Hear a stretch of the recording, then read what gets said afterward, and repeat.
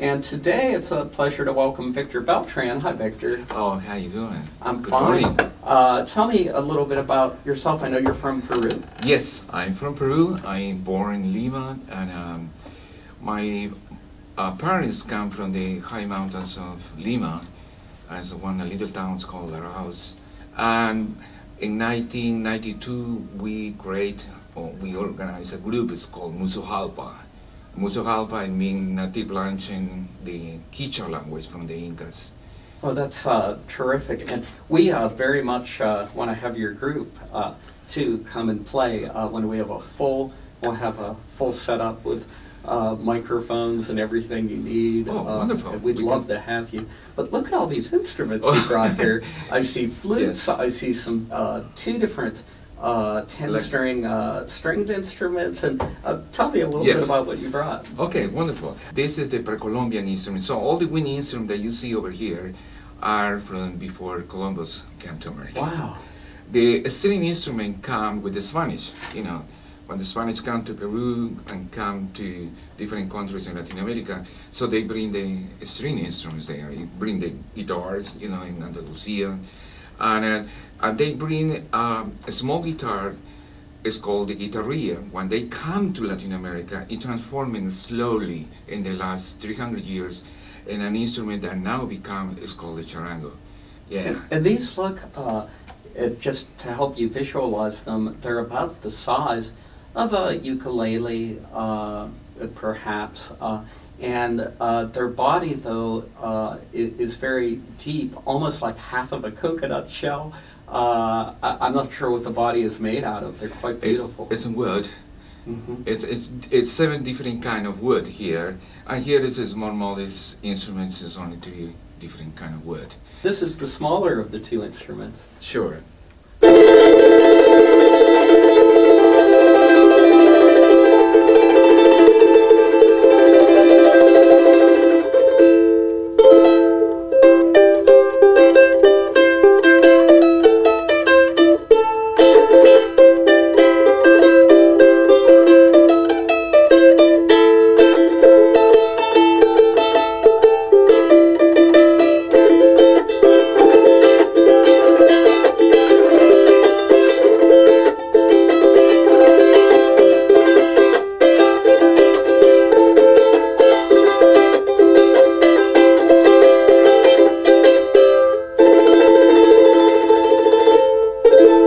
The sound is a little bit more like the guitar, yes. But the sound...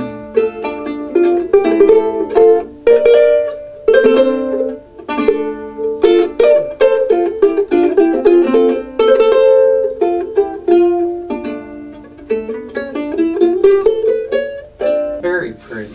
Yeah. Very pretty. And these instruments are just beautiful. And this, thinking about the armadillo and this bowl-like shape, right. That is the body, and then of course the neck and keys. So yeah, probably you can see part of the head yeah. here.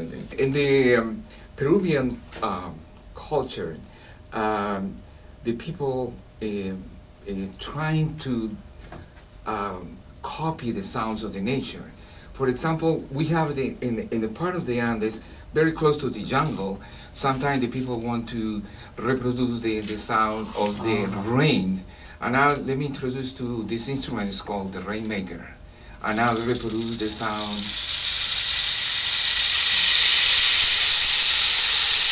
of the rain. So, and we have another flute too. We have this very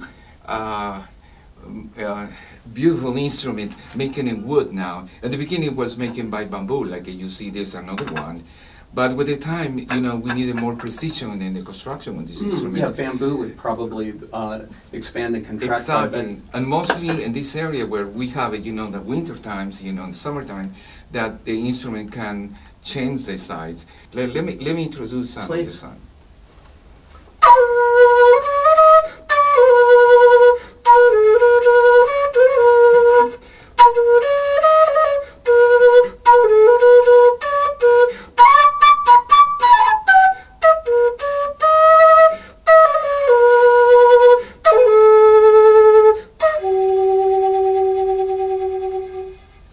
Very nice. nice. That's the kena. We have this small instrument. It's called the siku or samponia, and it's exactly we have in the top 7 pipes, and in the bottom we using 6.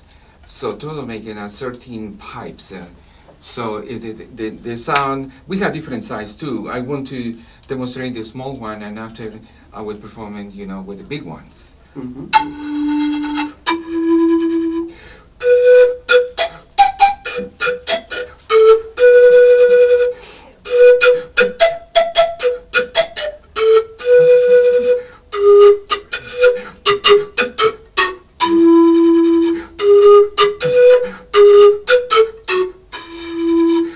You're hearing Victor Beltran. Victor is an accomplished musician, and today he's here with us as part of our preview of the 54th Annual Pittsburgh Folk Festival.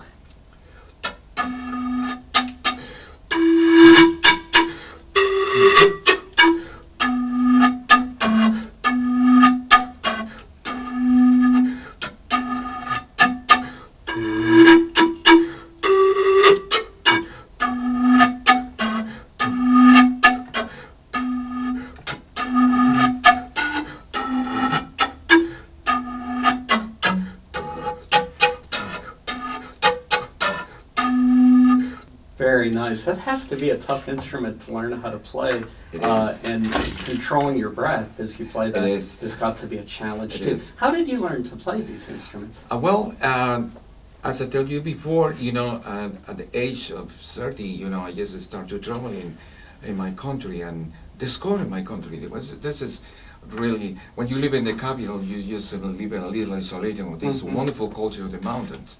So I just traveling to different areas like Cusco, Puno, and the South Peru, and just meet the musician there and learning from them directly. So, for example, in this instrument charango, my master or my teacher was Jaime Guardia, who was one of the best charango players that we have in Peru right now.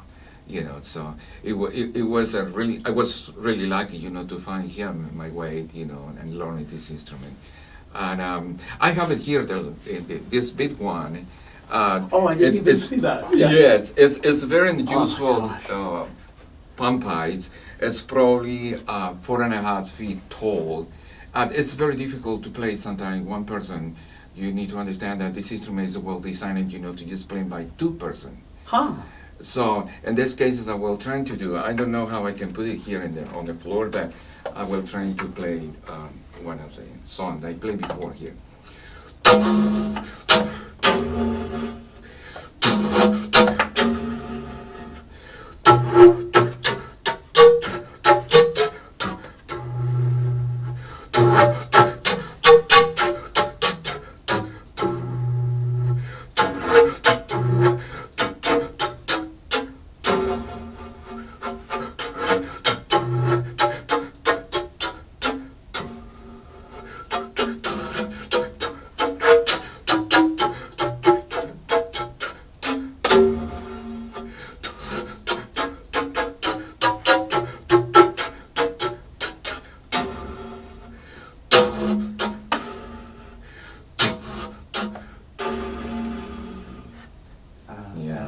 Well, it's different when the instrument you play in the band. Yeah. So it's a combination between the string instruments and the wind instrument, wherever our music come, you know, as a great music, and we use them for festivals, you know, for dancing, and they have many festivals in the Andes when we play these instruments. Well, it would really be nice to have the whole band on, and we'll make arrangements to do that sometime. You have my word. So yeah. We are coming wherever you want it. So well, we'll have.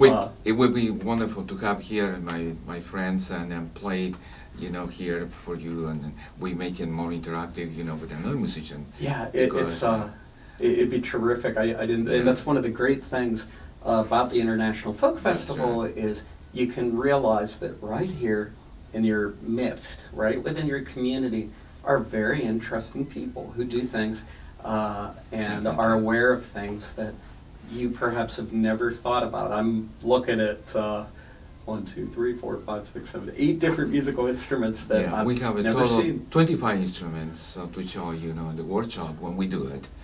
For Gateway to the Art, we mostly need to show, at least, 20 to 25 instruments to to the students in the high schools and middle schools. Well, I want to thank you, Victor, so much for being with us. This is Victor Beltran, and pghfolkfest.org is how you can get more information. Is there a way to reach you for people interested in your band? A simple way that they can certainly call us if it's easiest. Yes, definitely. And I want to invite, to everybody, to just come to the Fall Festival.